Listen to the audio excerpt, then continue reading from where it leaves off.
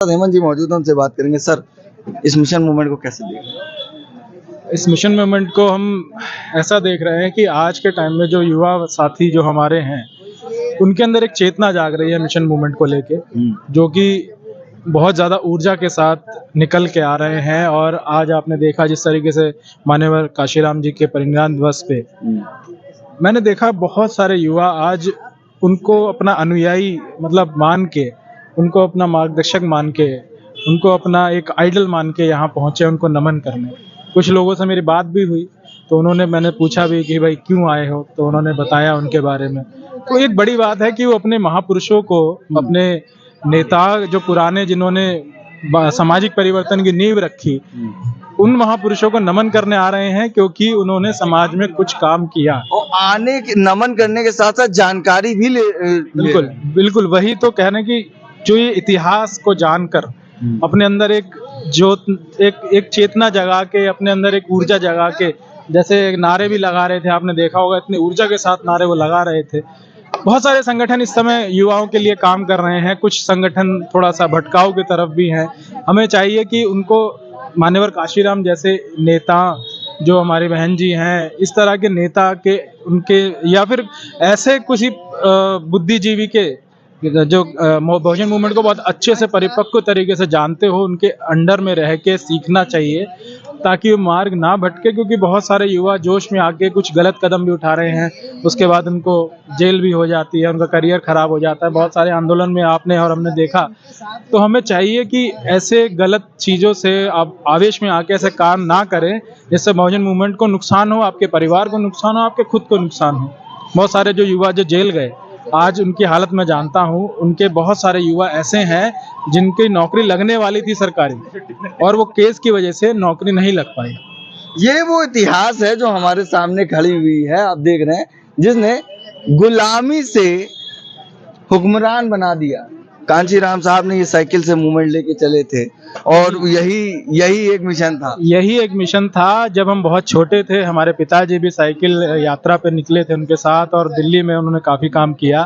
Full timer worker रहे हैं हमारे पिताजी, और बसपा के बीएसपी के। और ये जो साइकिल आपने जो दिखाई है, ये साइकिल को लेके वो पूरे देश में निकले थे। और जब वो निकले थे तो जहां जहां से निकले थे वहां पे क्रांति जगाते हुए, लोगों को जगाते हुए, सोती कौम को जगाते हुए निकले थे। और राजा बनने का सपना जो दिखाया वो सच करके दिखाया, 4 बार मुख्यमंत्री। बिल्कुल बिल्कुल, राजनीति में बहन कुमारी मायावती जी को जो राजा बना दिया, समाज की जो बेटी थी उसको मुख्यमंत्री 4 बार बनने का मौका मिला।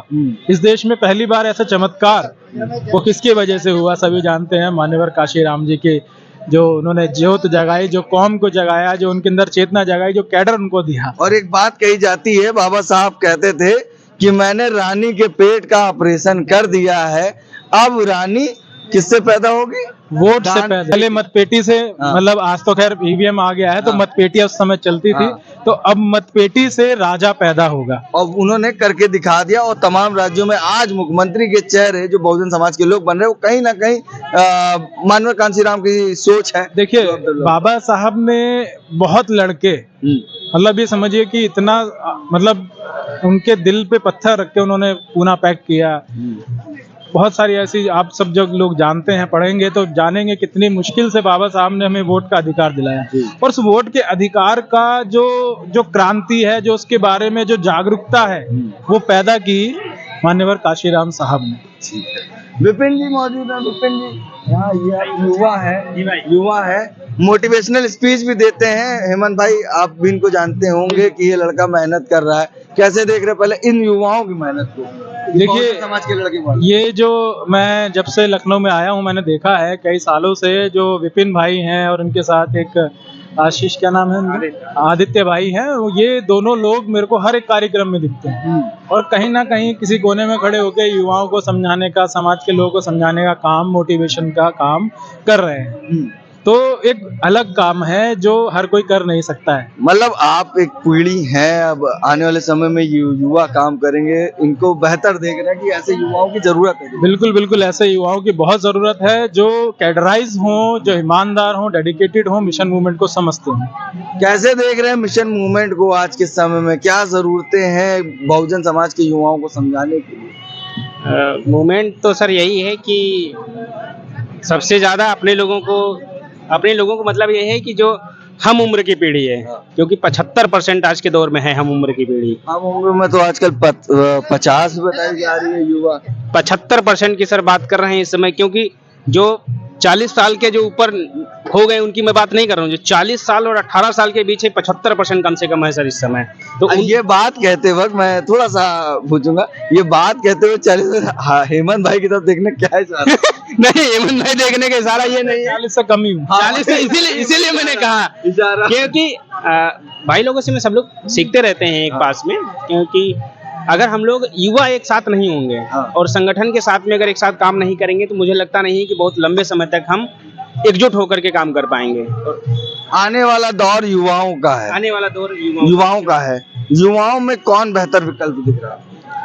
अब ये बात कहना खैर मुश्किल हो जाएगा, क्योंकि हमारे लिए बहुत सारे युवा साथी निकल करके आ रहे हैं, किसी का व्यक्तिगत नाम लेना ठीक नहीं होगा यहाँ पे। अच्छा, राजनीतिक तौर पे आगे विकल्प कौन है? राजनीतिक तौर पे आगे विकल्प आकाश आनंद जी भी भैया दिख रहे हैं, चंद्रशेखर भाई भी दिख रहे हैं, और कई संगठन ऐसे हैं जो अपना अपना संगठन बना करके अपनी अपनी मजबूती दिखा रहे हैं। तो कहीं ना कहीं वो धीरे से आकर के जब एक अच्छा, कभी कभी क्या होता है कि हर एक लीडर एक मंच पे नहीं खड़ा हो पाता है, लेकिन छोटे छोटे मंच बना करके एक अपना लीडर खड़ा हो पाता है, फिर एक साथ मंच जब इकट्ठा किया जाता है तो उस मंच के माध्यम से सैकड़ों लीडर इकट्ठा हो जाते हैं। ठीक है, आपने ये बात इस पे मैं बात करना चाहूंगा, जो आजकल युवा वर्ग के जो कुछ लीडर्स उभरे हैं वो ज्यादातर मिसगाइडेड मैंने देखे हैं, और जो मिसगाइडेड इस वजह से क्योंकि एक जो पुराने जो नेता है या बुद्धिजीवी वर्ग है, जैसे साहब मान्यवर काशीराम जी रहे, उन्होंने अपनी छत्र छाया में गाइडेंस में बहन जी को एक अपना उत्तराधिकारी घोषित किया, उनको सिखाया।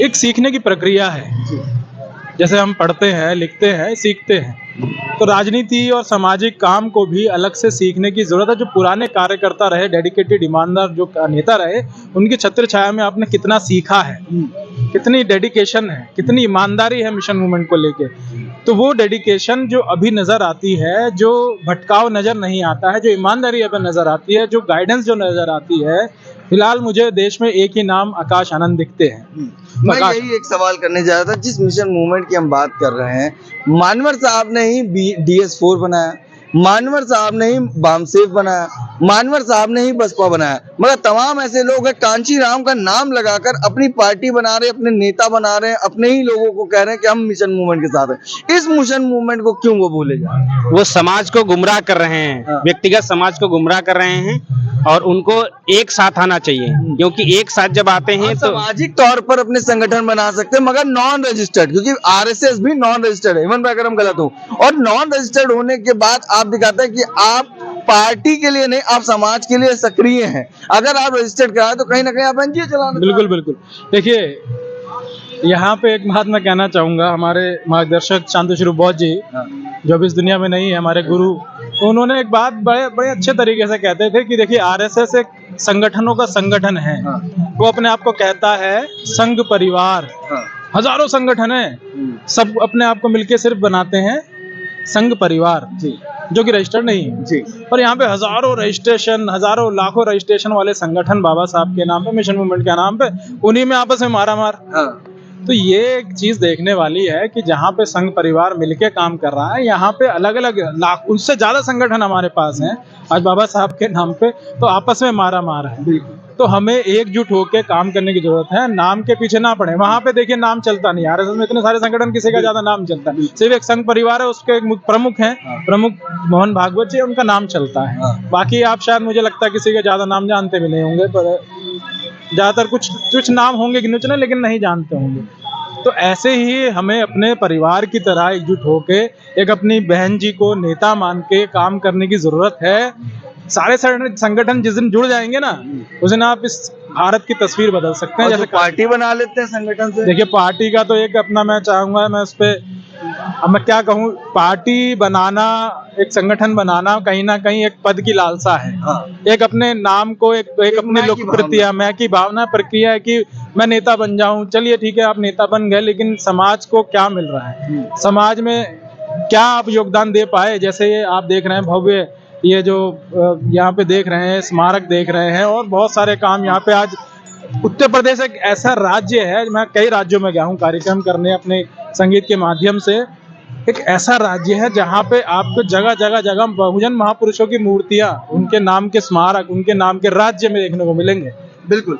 ये जो हेमंत भाई हैं, मैं इनका हाथ पकड़ लूं, ये बड़ा समर्पित काम कर रहे हैं। आपको मैं बता दूं, लगातार मैं देखता रहा, सिंगिंग करना, टी सीरीज के लिए भी काम कर रहे थे, मगर मिशन मूवमेंट को बचा रहने के लिए अपने पिता के सपने को देखते हुए आज भी मिशन मूवमेंट के साथ लगे हुए हैं। और कहीं ना कहीं इनका समर्थन है बहुजन मूवमेंट के लिए। और चाहे तो हर आदमी आज के समय में बढ़ना चाहता, मगर मिशन मूवमेंट के आगे ये हमेशा नतमस्तक रहता है। ये युवा है विपिन, इनसे मेरी मुलाकात हुई कई बार और आज ये मुझे मिल गया और दोनों युवा साथ में मिल गए।